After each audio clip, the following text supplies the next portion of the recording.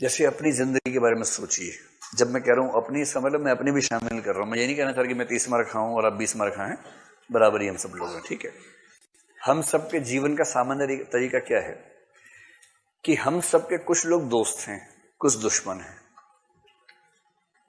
और दोस्त और दुश्मन स्थायी नहीं है। जो आज दोस्त है कल को दुश्मन हो सकता है, और जो परसों दुश्मन था आज पक्का दोस्त भी हो सकता है। और ऐसा जीवन में होता रहता है कि 4 दिन आप जिसके साथ इतने अच्छे दोस्त थे, उसके बिना खाना नहीं खाते थे, आज अगर मिल जाए उसे खाने में जहर मिला दें आप, क्योंकि ऐसा संबंध बिगड़ चुका आपका उसके साथ। और पहले खराब था, अब दोस्ती हो गई किसी से, ये भी होता ही है।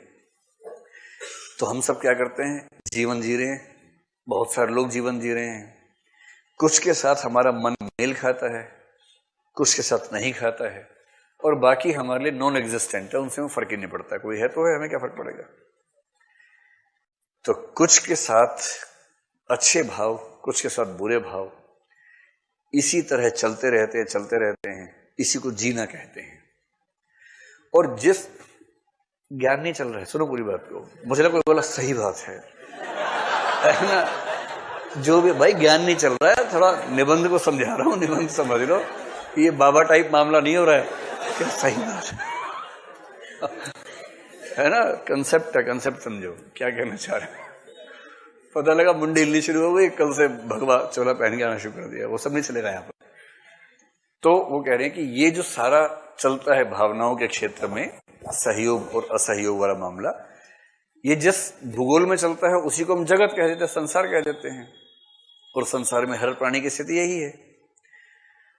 अब वो कह रहे हैं कि दिक्कत यह है कि जब तक हमारी चेतना निम्न स्तर पे है, तब तक हम अपने आप को सबसे भिन्न मानते हैं, पृथक, मैं, अहम का भाव।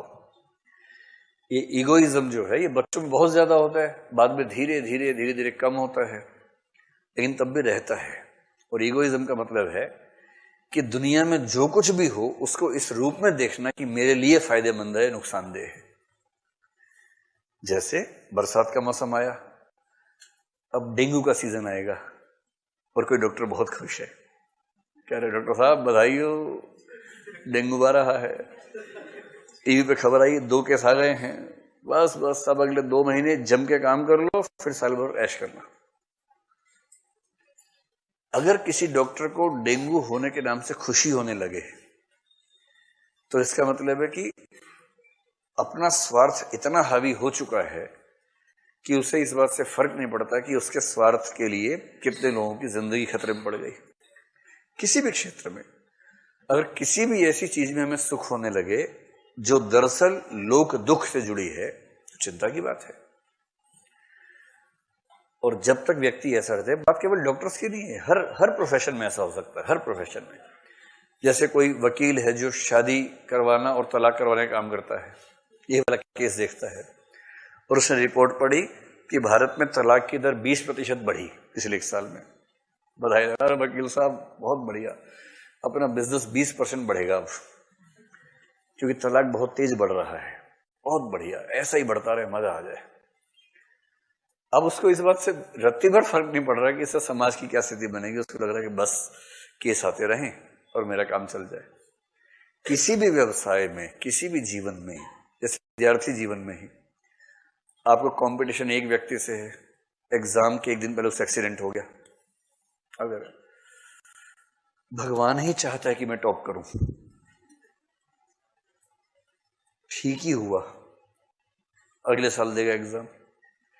अगर मन में ऐसे भाव आने लग जाते हैं, या जिससे आपको कंपटीशन है उसकी मौत होगी, बाई चांस मौत हो गई, और आपके मन में अगर खुशी का भाव आ गया इस बात को लेकर, 1 सेकंड के लिए भी अगर आ गया, तो शुक्ल जी उसी और संकेत कर रहे हैं कि इस संघर्ष में हम लोग खुद को दुनिया से अलग समझते हैं, एकदम पृथक अनुभूति कि मैं हूं। और इस पूरी दुनिया की हर घटना की व्याख्या मैं इस हिसाब से करूंगा कि मेरे फायदे में है या मेरे नुकसान में है। ये जो है ये क्षुद्र स्थिति है, बद्धावस्था है, बंधन की अवस्था है।